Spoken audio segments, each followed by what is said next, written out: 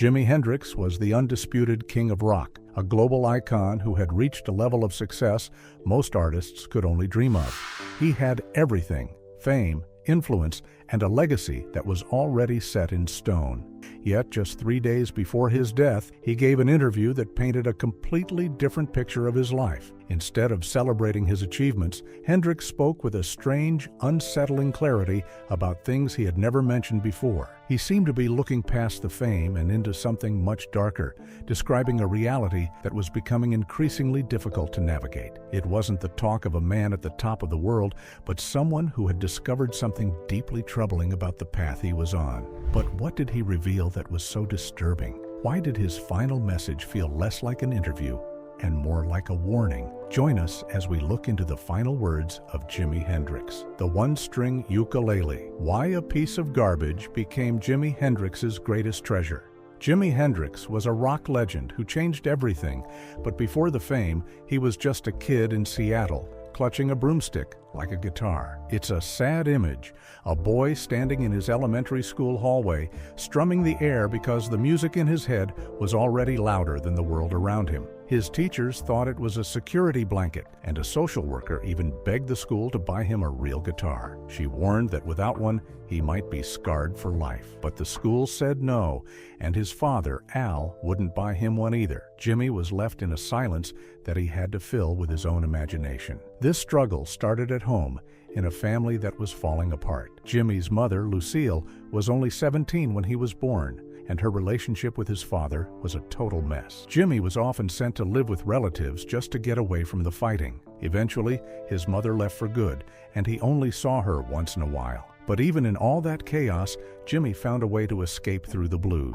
In 1957, while helping his father haul away trash, he found an old ukulele in the garbage. It only had one string, but to Jimi, it was a treasure. He sat for hours playing that one single string to Elvis Presley songs, teaching himself how to find a melody in the middle of a tough life. The year 1958 brought a pain that stayed with him forever. His mother passed away at only 33 years old. It was a crushing loss, but his father didn't offer a hug or a kind word. Instead, he gave Jimi a shot of whiskey and told him that was how men deal with loss. He wouldn't even let Jimi go to the funeral. In that same dark year, Jimi finally got his first real acoustic guitar for $5. It was a small thing, but it changed history. He played it for hours every single day, watching other players and listening to old blues records, absorbing every note until he could play them himself. As he got older, his dreams got bigger. He started his first band, the Velvetones,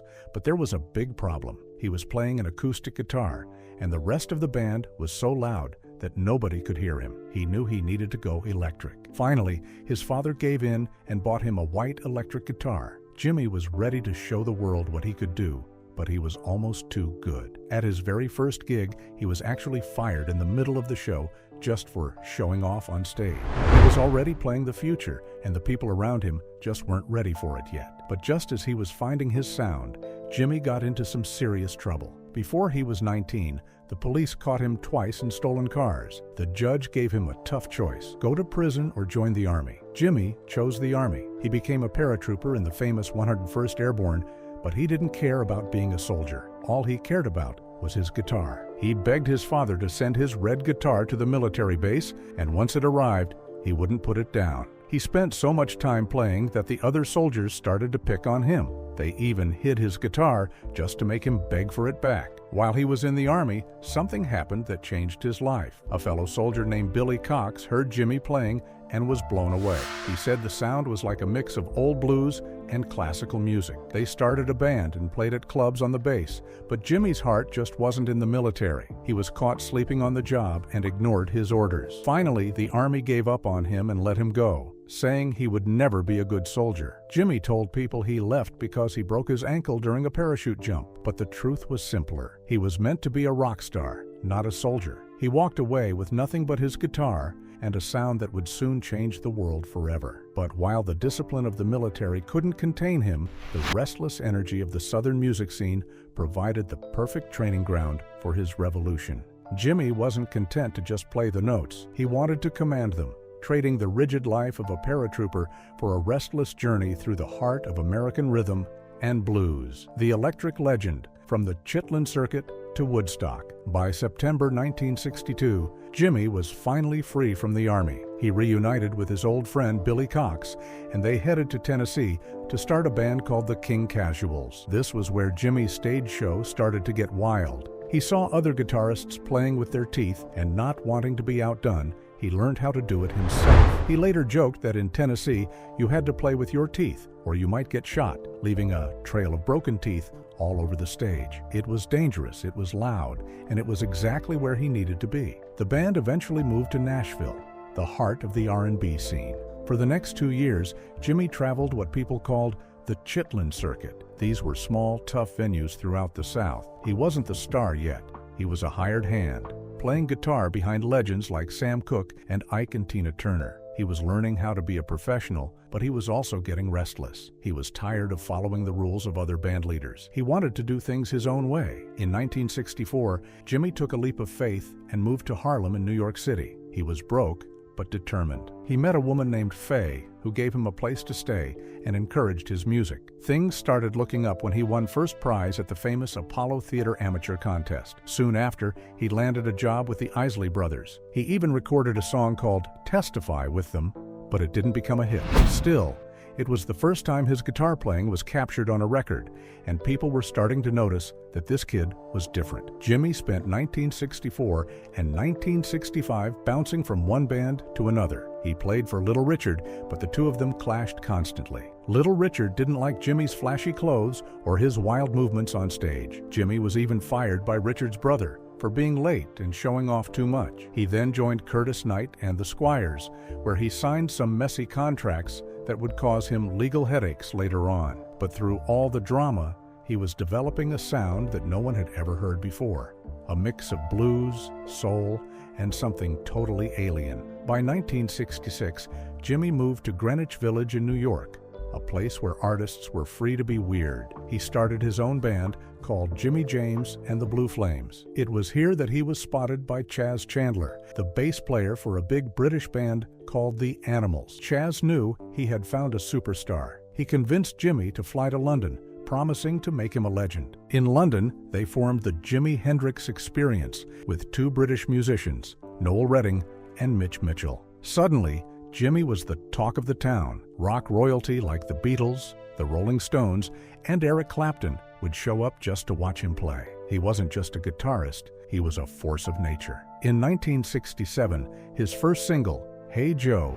became a massive hit in Britain, followed quickly by Purple Haze. He went back to America and stunned the crowd at the Monterey Pop Festival, ending his set by famously setting his guitar on fire. It was a moment that changed rock music forever. Over the next few years, Jimi became a global superstar. He released legendary albums like Axis, Bold as Love, and Electric Ladyland, which featured his famous cover of Bob Dylan's All Along the Watchtower. But the pressure was building. His band split up in 1969, but he kept moving. That same year, he gave his most iconic performance at the Woodstock Festival. As the sun came up, he played a distorted, screaming version of The Star-Spangled Banner that left the crowd speechless. It was a masterpiece of sound and emotion.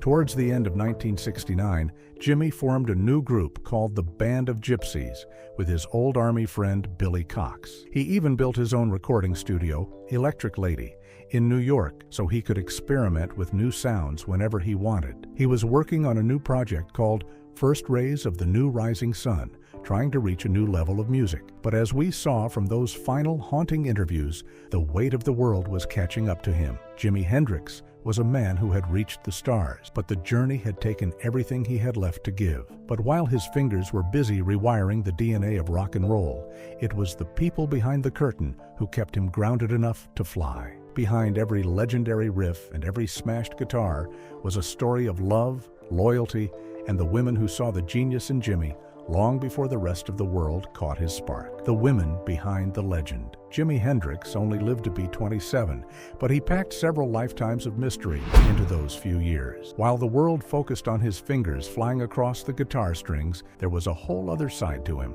the private man and the women who stood by him. Jimi never married, but he was never truly alone. Over the years, there have even been claims that he left behind more than just music. A Swedish singer named James Sundquist was legally declared Jimmy's son by Swedish courts in 1975, later suing the estate for a piece of the inheritance. Then there's Jimi Hendrix, another alleged daughter, though her claims were denied in court back in 1972. It seems the road life of a rock star was full of passing flings, but a few specific women truly touched his soul. The first was Betty Jean Morgan. She was his high school sweetheart, the girl he left behind when he went into the Army. Jimmy was so head over heels that he hand-painted her name on his red silvertone guitar. It was a sweet, youthful kind of love, the kind that survives in old letters and painted wood. Later, when he moved to Harlem to chase his big break, he met Faye. She was the one who looked after him when he was just another struggling musician,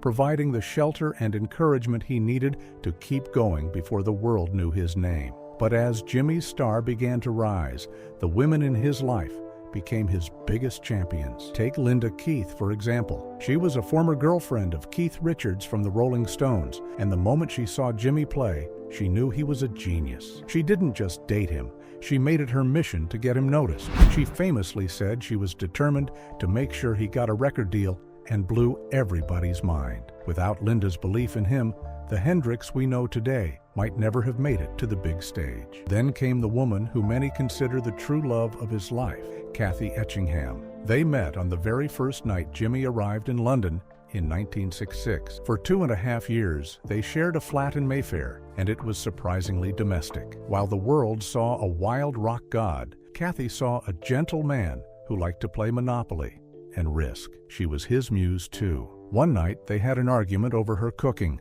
specifically some lumpy mashed potatoes, and Kathy stormed out. When she came back, Jimmy had written "The Wind Cries Mary" to apologize. To her, he wasn't a legend. He was just a funny guy who would buy a toy pony for a friend's baby. As his fame grew, the scene around Jimmy got darker and more crowded with groupies and hangers-on. His long-term relationship with Kathy ended in 1969, and by 1970, he was seeing a German figure skater named Monika Dannemann. Monika was the one with him during his final hours. She later told the story of how they spent a quiet evening in her apartment at the Samarkand Hotel, sharing a meal and some wine. They visited friends and stayed up late, talking until they eventually fell asleep. The next morning, September 18, 1970, the music stopped. Monika found Jimmy unresponsive. He was rushed to the hospital, but it was too late. He was pronounced dead just after noon. Monika later claimed he had taken 9 of her sleeping pills, a dose far higher than anyone should ever take. It was a tragic, quiet end for a man who lived so loudly. Jimmy had struggled with drugs and alcohol throughout his career, and in the end, the lifestyle that gave him everything finally took its toll. He left behind a complicated legacy, a trail of broken hearts, and a warning that even the brightest stars can burn out far too soon. But while the women in his life saw the gentle man behind the legend, the music industry saw a machine that needed to keep running. As the emotional support of his inner circle began to fall apart, the pressure to perform turned his final 12 months into a desperate race against a clock he couldn't see. Running out of time. Why the world's greatest guitarist barely recorded in his final year. The death of Jimi Hendrix remains one of the greatest tragedies in the history of rock and roll. Even decades later, it's a story wrapped in mystery and dark rumors. Officially, he died on September 18, 1970, after suffocating in his sleep while intoxicated by sleeping pills. But from the very start, people had questions. Some wondered if it was suicide, while others whispered about a dark conspiracy, claiming his manager had a hand in it because a dead legend is often worth more than a living artist. While we might never know the full truth of those final moments, we do know that the year leading up to his death was a total roller coaster that pushed him to the edge. For 3 years, Jimmy had been on a non-stop ride of fame, releasing 3 iconic albums and becoming a global icon. But by his final year, the wheels were starting to come off. The fun was gone, and everything felt like a struggle. Usually, a musician at his level would be constantly in the studio, but in his last year, Jimmy barely recorded anything. He seemed lost, unsure of where he wanted his music to go next. It didn't help that his band was a revolving door of musicians. After the original Jimi Hendrix experience broke up, he never found that same solid ground again. Jimi started giving conflicting stories to everyone he met. He tried to fire his manager and work with a jazz producer, but that fell apart quickly. About 9 months before the end, he told people he wanted to stop being a lead singer and just focus on playing the blues. Then, he told his girlfriend he wanted to vanish for 2 years and only play acoustic guitar. Even Mike Nesmith from the Monkees remembers Jimi saying he wanted to move toward R&B. He knew he needed a massive change of direction to save himself, but he was running out of time to figure out what that change was. While his music was in shambles, his legal life was a nightmare. In May 1969, Jimi flew into Canada to play for 10,000 fans, but he ended up leaving the airport in handcuffs. Customs agents found he, N and #H in his luggage. He was facing 2 charges that could have landed him in prison for 14 years. When the trial finally happened, Jimi claimed a fan had given him a bottle as a gift, and he just tossed it in his bag without looking. It sounds crazy now, but back then, airport security wasn't what it is today. During the trial, Jimi told the jury he had grown out of his drug habit. We now know that was a complete lie. In fact, a fan later admitted she had actually given him Marie, right before he walked into that very courtroom. Somehow, the jury believed him, and after 8 hours of talk, they found him not guilty. He was a free man, but the stress of the trial and the weight of his secret habits were clearly wearing him down. Then, there was the physical toll of the road. Exactly 13 months before he died, Jimi gave his legendary performance at Woodstock. After that, he tried to take a break, but his manager kept pushing him to tour because that's where the money was. From April 1970 until his death, Jimi was on a relentless, non-stop schedule. He played massive festivals in Hawaii and Georgia, but the spark was fading. At the Isle of Wight Festival in August,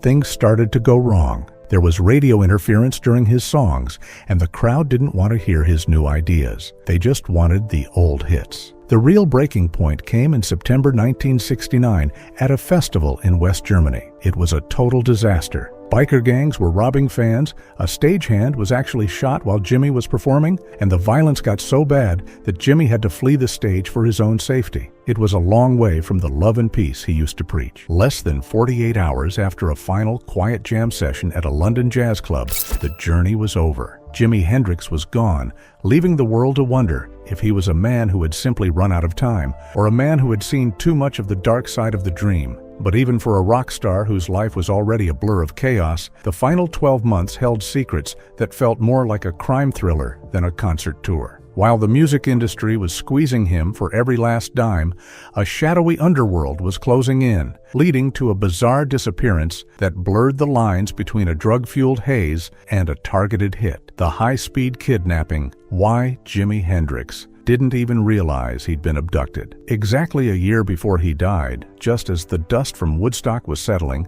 something bizarre happened that felt like a scene out of a gangster movie. Jimi Hendrix was kidnapped, or at least that's how the story goes. It's a mystery that didn't even surface until 2011, and it's known as the Lost Weekend. According to a former mobster, Jimi was at a wild party looking for drugs when 2 guys offered him cocaine and lured him to a second location. They weren't just fans, they were looking for a payday. They contacted Jimi's team and demanded his entire record contract as ransom. The strangest part? Jimi was apparently so high that he didn't even realize he was being held against his will. Eventually, a real mob boss stepped in with some heavy threats, and Jimi was returned safely without a dime being paid. Some people think the whole thing was a setup by his manager, Michael Jeffrey, just so he could swoop in and look like a hero. Whether it was a real hit or a staged drama, it showed just how chaotic and dangerous Jimi's world had become. He was a man drifting through a reality that was increasingly out of his control. While his career was under fire, his personal life was just as messy. Jimi may have left behind children, but he never got to be a father to them.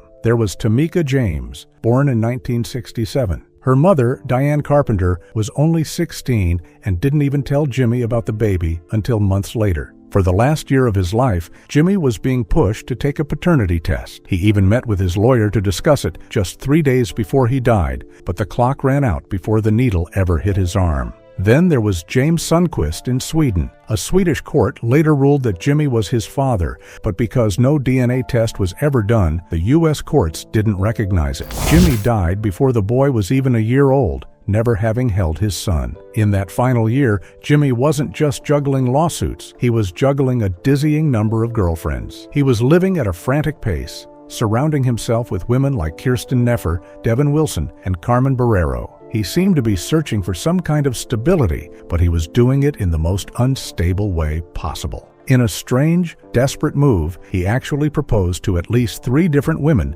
in his final year. He gave Barrero an engagement ring for Christmas in 1969, and in his very last week alive, he asked both Kirsten Nefer and Monica Dannemann to marry him. It was as if he knew time was short and was trying to anchor himself to anyone who would stay. But his heart always seemed to drift back to his ex, Kathy Etchingham. She was the one person who didn't seem to want anything from him other than his well-being. When he was at his lowest, his team would call her just to calm him down. He even flew to London in early 1970 to try and convince her to leave her new husband and come back to him.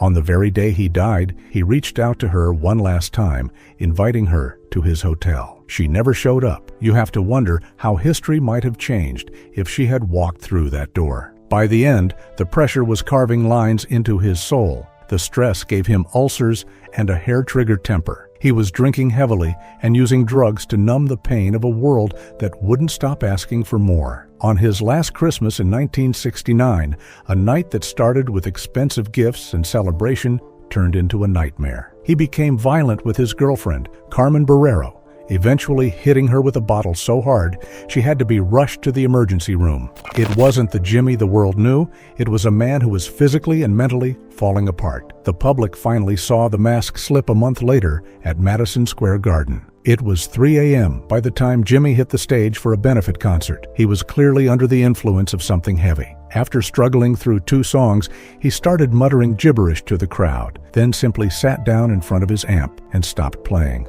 The music had died right there on stage, in front of thousands of people. He had to be led away, a silent shadow of the god who had once set his guitar on fire. The fire was going out, and the end was closer than anyone dared to admit. There's no big rush, the chilling irony of Jimi Hendrix's final interview. As the final week of his life began, Jimi Hendrix seemed to be searching for a way to strip away the rock star mask and return to something pure. It has been over 5 decades since the world lost the man who redefined the electric guitar, yet the words he left behind in those final days continue to haunt the fans who still worship his legacy. Just 7 days before he was found unresponsive in a London hotel, Jimi sat down for an interview that felt less like a promotional chat and more like a manifesto for a future he would never see. He wasn't talking about hit records or flashy outfits. Instead, he was focused on the idea of the electric church, a place where music was a spiritual experience, not a commodity. When asked by Keith Altham about the possibility of playing free concerts, Jimi didn't just agree. He lit up with a rare, genuine excitement. "I can dig that. I can really dig that," he said. He spoke about a world where musicians only collected enough money to cover their expenses from one show to the next, removing the greed that he felt was suffocating his soul. Then he uttered the words that still send a chill down the spine of anyone who knows what happened next. With a calm, unsettling confidence, he looked at the interviewer and said, "We have time. There's no big rush." To the world, it sounded like a man planning for the next decade. In reality, he had fewer than 168 hours left to live. But the real revelation came just 3 days before his death. In his final sit-down, the tone shifted from idealistic to eerily prophetic. Hendrix didn't sound like a man who was afraid of the end. He sounded like someone who had already seen what lay beyond the curtain. He spoke of his exhaustion with the industry, but also of a strange peace. He hinted that he had given everything he could to the Jimi Hendrix the public demanded, and now he was ready to move into something else entirely. It felt like a man saying goodbye to his own legend before the legend finally claimed him. When the news broke on September 18, 1970, the shockwaves changed the music industry forever. Monica Dannemann's frantic call from the Samarkand Hotel marked the end of the greatest instrumentalist of a generation. But while the music stopped, a new battle was just beginning, one over the massive fortune he left behind. Because Jimi died without a will, his estate, worth an estimated $50 million today, fell into the hands of his father, Al. This triggered a decades-long family war that was just as turbulent as Jimi's final year. Al eventually regained the rights to his son's music in 1995, but the family dynamics were fractured beyond repair. Jimi's brother, Leon, found himself at the center of a heartbreaking betrayal. He claimed his father had intended to leave him a $25 million trust fund nicknamed Bodacious, Al's childhood name for him. But in a final, bitter twist, Al signed papers in his last years that cut Leon out of the will entirely. The Hendrix fortune eventually landed in the hands of Al's adopted stepdaughter, Jimi Hendrix, leaving the blood relatives of the guitar god on the outside looking in. It's a tragic postscript to a life that was already filled with so much pain. Jimi wanted music to be free. He wanted a world without greed where time was on his side. But in the end, time was the one thing he couldn't buy, and the money he left behind only served to tear apart the family he had tried so hard to support. The final message of Jimi Hendrix wasn't just about the music. It was a warning about the cost of fame and the fragility of a life lived in the spotlight. He told us there was no big rush, perhaps because he already knew that where he was going, time no longer mattered. He left us with a legacy of fire and sound and a final interview that proves that even at the very end, he was looking for a way to step out of the noise and into the light. What Jimi Hendrix song is your favorite till this very day? Share your thoughts with us in the comments below. Don't forget to like, share, and subscribe. Also, click the next video shown on your screen. You will enjoy it.